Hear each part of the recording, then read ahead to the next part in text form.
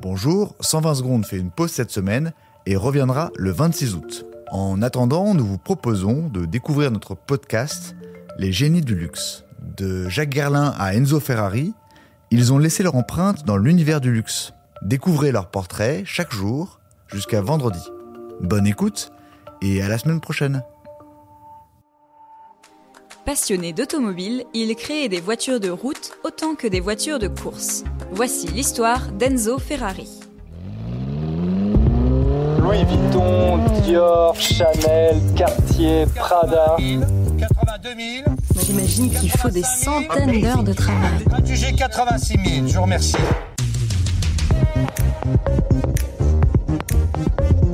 Les génies du luxe, un podcast Capital. Il disait ne fabriquer des voitures routières que pour financer ses bêtes de course. Ce n'est plus le cas, mais les Formule 1 et la Ferrari actuelle auraient plu à l'icône de Maranello, la commune d'où est originaire Enzo Ferrari en Italie. Né dans un milieu peu aisé, en 1988, le jeune Enzo va grandir avec sa passion pour l'automobile. Il fait ses armes de mécanicien sur des camions durant la Grande Guerre. Démobilisé, il tente de se faire embaucher chez Fiat, en vain. Mais dès 1919, il révèle ses talents de pilote qui lui valent d'être recruté par Alfa Romeo. Des talents limités, et il est le premier à l'admettre face aux champions de l'époque comme Nuvolari et Campari. À 39 ans, Enzo préfère se consacrer à la gestion d'une écurie à son nom. Une structure qui aligne les meilleurs pilotes et vit des primes conquises dans le plus grand nombre de courses possibles. Aux côtés des pilotes professionnels, la Scuderia Ferrari aligne ses machines, des Alfa mais aussi des Maserati, des Duesenberg et des motos Ducati. Les clients, des gentleman drivers, de riches industriels ou des propriétaires fonciers, payent pour disposer du meilleur matériel de compétition sans avoir eu à s'en occuper. Très souvent victorieuse, la Scuderia finit par devenir le véritable service course d'Alfa Romeo. Dans cette position, Enzo Ferrari apprend un second métier. Disposant des fonds d'un constructeur, il se met en quête des meilleurs pilotes et des ingénieurs. Il ship à Fiat Vittorio Jano dès 1923. Enzo participe aux orientations techniques pour les futurs modèles et certains historiens voient dans les fabuleuses Alfa Romeo 158 Alfetta, conçues sous ses ordres à la fin des années 30, les véritables premières Ferrari. Évincé de chez Alfa par un ingénieur espagnol, Enzo Ferrari se voit interdit d'utiliser son propre nom, trop associé à Alfa Romeo. Mais la guerre résout le problème, et en 1947, sa toute nouvelle voiture, longtemps méditée, voit le jour à Maranello, dans l'usine bâtie sur le terrain de sa femme.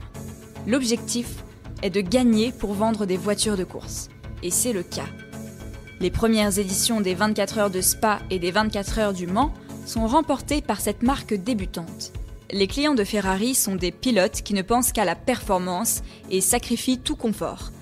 Après certaines compétitions durant des jours, ils regagnent leur domicile par la route. La course est certes un luxe en soi, mais Enzo Ferrari va devoir apprendre à composer avec une nouvelle sensibilité. De riches amateurs s'offrent une Ferrari qu'ils ne présentent que dans des épreuves secondaires.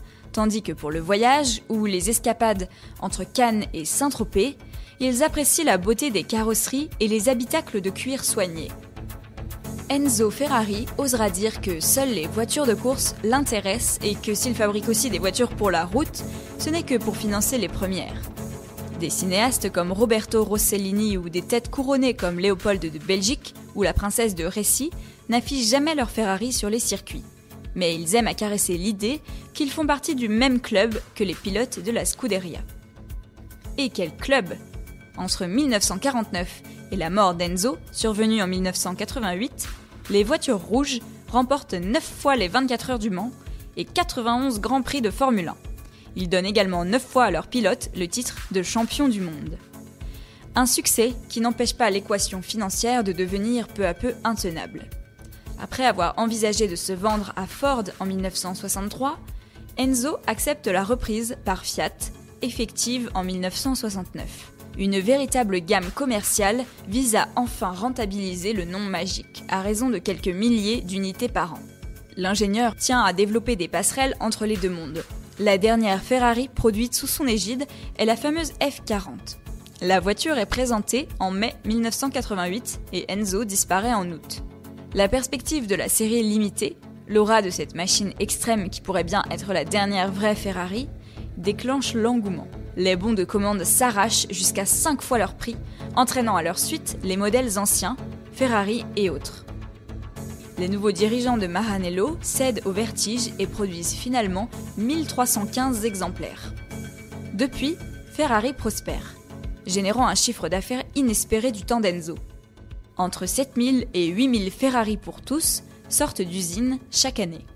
Et le concept de voiture de course pour la route, initié par la F40, est décliné en série véritablement limitée pour une clientèle d'habitués sélectionnés sur dossier, afin d'éviter les spéculateurs. Aux plus accros de ses fidèles, Ferrari propose à présent les programmes dits XX. Pour un prix exorbitant, les heureux élus achètent une version évolutive de la supercar du moment. Un texte de Robert Puyal, lu et réalisé par Léa Giandomenico. Si vous avez aimé ce podcast, n'hésitez pas à en parler autour de vous et à nous laisser des étoiles sur les plateformes d'écoute. Merci et à bientôt pour un nouvel épisode.